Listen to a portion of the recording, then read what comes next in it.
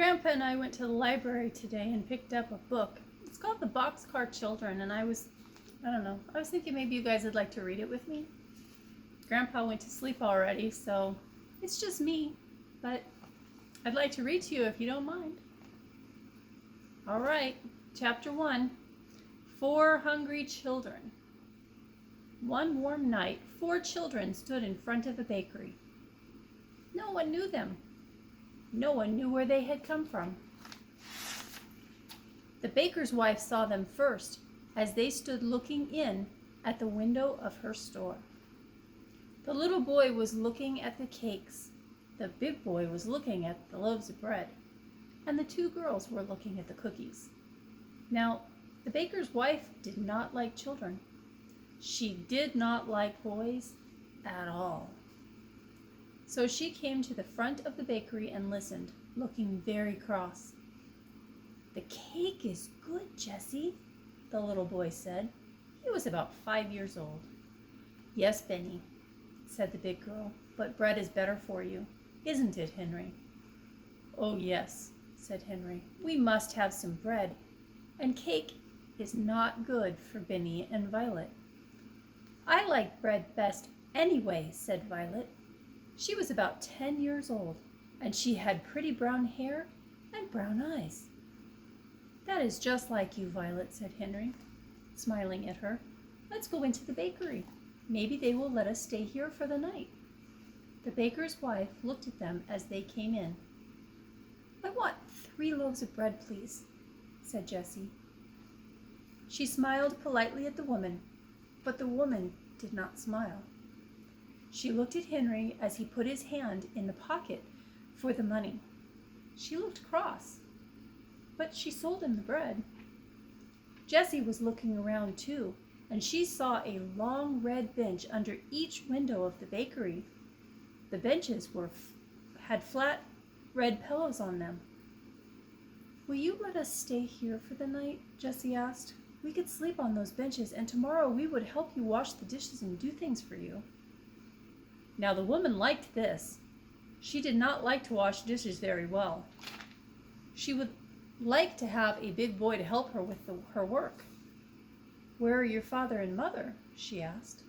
"They are dead," said Henry. "We have a grandfather in Greenville, but we don't like him," said Benny. Jessie put her hand over the little boy's mouth before he could say more. "Oh, Benny, keep still," she said. "Why don't you like your grandfather?" asked the woman. "He is our father's father, and he didn't like our mother," said Henry, "so we don't think that he would like us. We are afraid he would be mean to us." "Did you ever see him?" asked the woman. "No," answered Henry. "Then why do you think he would be mean to you?" asked the woman. "Well, he never came to see us," said Henry. "He doesn't like us at all." "Where did you live before you came here?" asked the woman. But not one of the 4 children would tell her. "We'll get along all right," said Jessie. "We want to stay here for only one night." "You may stay here tonight," said the woman at last, "and tomorrow we'll see what we can do." Henry thanked her politely. "We are all pretty tired and hungry," he said. The children sat down on the floor. Henry cut one of the loaves of bread into 4 pieces with his knife, and the children began to eat. "Oh, delicious," said Henry. "Well, I never," said the woman. She went into the next room and shut the door. "I'm glad she's gone," remarked Benny, eating. "She doesn't like us." "Shh, Benny," said Jessie. "She is good to let us sleep here." After the supper, the children lay down on their bread benches, and Violet and Benny soon went to sleep. But Jessie and Henry could hear the woman talking to the baker. She said, "I'll keep the 3 older children. They can help me. But the little boy must go to the children's home. He's too little. I cannot take care of him." The baker answered, "Very well. Tomorrow I'll take the little boy to the children's home. We'll keep the others for a while, but we must make them tell us who their grandfather is." Jessie and Henry waited until the baker and his wife had gone to bed. Then they sat up in the dark. "Oh, Henry," whispered Jessie, "let's run away from here." "Yes, indeed," said Henry. "We'll never let Benny go to a children's home. Never, never. We must be far away by morning or they will find us. But we must not leave any of our things here." Jessie sat still thinking. "Our clothes and a cake of soap and towels are in the big laundry bag," she said. "Violet has her little work bag, and we have 2 loaves of bread left. Have you your knife and the money?" "Yes," said Henry. "I have almost $4. "You must carry Benny," said Jessie. "He will cry if we wake him up, but I'll wake Violet." "Shh, Violet, come. We are going to run away. If we don't run away, the baker will take Benny to a children's home in the morning." The little girl woke up at once. She sat up and she rolled off of the bench. She did not make any noise. "What shall I do?" she whispered softly. "Carry this," said Jessie. And she gave her the work bag. Jessie put the 2 loaves of bread into the laundry bag, and then she looked around the room. "All right," she said to Henry. "Take Benny now." Henry took Benny in his arms and carried him to the door of the bakery. Jessie took the laundry bag and opened the door very softly. All the children went out quietly. They did not say a word. Jessie shut the door, and then they listened. Everything was quiet. So the 4 children went down the street. Chapter 2. Can you believe we made it through the first chapter already? Chapter 2. Night is turned into day. Soon the children left the town and came to a road. The big yellow moon was out, and they could see the road very well. "We must walk fast," said Henry. "I hope the baker and his wife don't wake up and find us gone." They walked down the road as fast as they could. "How far can you carry Benny?" asked Violet. "Oh, I can carry him a long way," replied Henry. But Jessie said, "I think we could go faster if we woke him up now. We could take his hands and help him along." Henry stopped and put Benny down. "Come, Benny," he said. "You must wake up and walk now." "Go away," said Benny. "Let me try," said Violet. "Now, Benny, you can play that you are the little brown bear and are running away to find a nice warm bed. Henry and Jessie will help you, and we'll find a bed." Benny liked being a little brown bear, and so he woke up and opened his eyes. Jessie and Henry took his hands, and they all went on again. They passed some farmhouses, but the houses were dark and quiet. The children did not see anyone. They walked and walked for a long time, and then the red sun began to come up. "We must find a place to sleep," said Jessie. "I am so tired." Little Benny was asleep again, and Henry was carrying him again. The other children began to look for a place. At last Violet said, "Hey, look over there." She was pointing to a big haystack in a field near a farmhouse. "A fine place, Violet," said Henry. "See what a big haystack it is." They ran across the field towards the farmhouse. They jumped over a brook, and then they came to the haystack. Henry was still carrying Benny. Jessie began to make a nest in the haystack for Benny, and when they put him into it, he went to sleep again at once. The other children also made nests. "Good night," said Henry, laughing. "It's good morning, I should think," replied Jessie. "We sleep in the day, and we walk all night. When it is night again, we'll wake up and walk some more."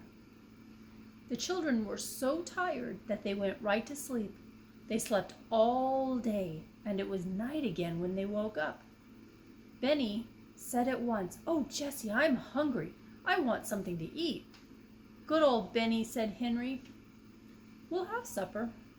Jessie took a loaf of bread out and cut it into 4 pieces. It was soon gone.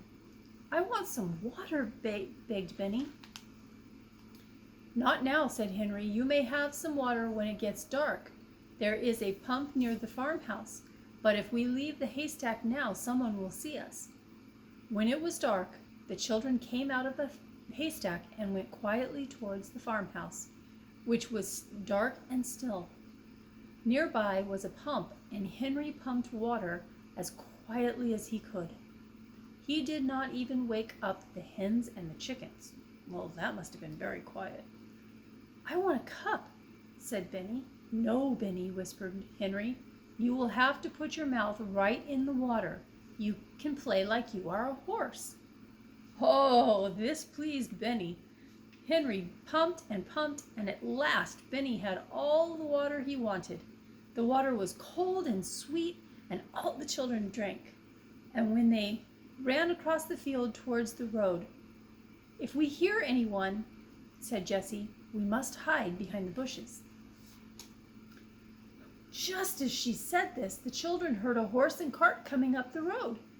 "Be very still, Benny," whispered Henry. "Don't say a word." The children got behind the bushes as fast as they could, for they did not have much time to hide. The horse came nearer and nearer and began to walk up the hill towards them. Then the children could hear a man talking. It was the baker. "I wonder where those children went," he said. "I don't think they could walk as far as Silver City. If we don't find them in Greenfield, we'll go home." "Yes," answered his wife, "I do not want to find them anyway. I don't like children, but we must try a little while longer. We will look for them in Greenfield, and that's all." The children watched until the horse and cart had gone farther down the road. Then they came out from behind the bushes and looked at each other. "My, I am glad that those people did not see us," said Henry. "You were a good boy, Benny, to keep still. We'll not go to Greenfield." "I wonder how far it is to Silver City," said Jessie. The children were very happy as they walked along the road. They knew that the baker would not find them. They walked until 2 o'clock in the morning, and then they came to some signs by the side of the road. The moon came out from behind the clouds, and Henry could read the signs. One sign says that Greenfield is this way, he said. The other sign points to Silver City. We don't want to go to Greenfield. Let's take the other road to Silver City." They walked for a long time, but they did not see anyone.